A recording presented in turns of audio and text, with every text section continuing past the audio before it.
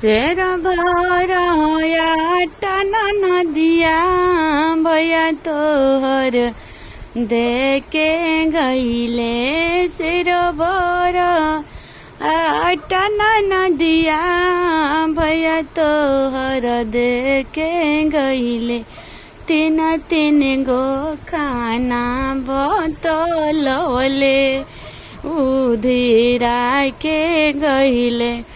तीन तीन गो खाना बतलवले उधेरा के गईले। हमारा ला पूरी बनई है अपना ला हलुआ बनई है। हमारा ला पूरी बनई है हम अपना ला हलुआ बनई है। बबुआला बिस्कुट बनई है बबुआ पढ़े जइहे। बबुआला बिस्कुट बनई है बबुआ पढ़े जइहे। शेर भरया टाना नदिया भैया तोहर देके गईले। शेर भरया टाना नदिया भैया तोहर देके गईले। तीन तीन गो खाना बतलवले उधिरा के गईले। तीन तीन गो खाना बतलवले उधिरा के गईले।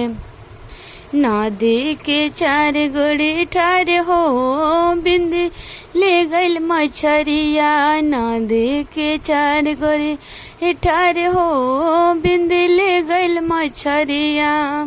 जाके कहो वही ससुर बड़े से जाके कहो वही ससुर बड़े से ले आई है उहो महाजल हो बिंदी ले गईल मछरिया। ले आई है बड़ा महाजल हो बिंदी ले गईल मछरिया। नदी के चार गोरी ठार हो बिंदी ले गईल मछरिया। नदी के चार गोरी ठार हो बिंदी ले गईल मछरिया। जाके कहो वही भसुर बड़े से जाके कहो वही भसुर बड़े से उहो लगई है महाजाल हो बिंदी ले गईल मछरिया। उहो लगई है महाजाल हो बिंदी ले गईल मछरिया।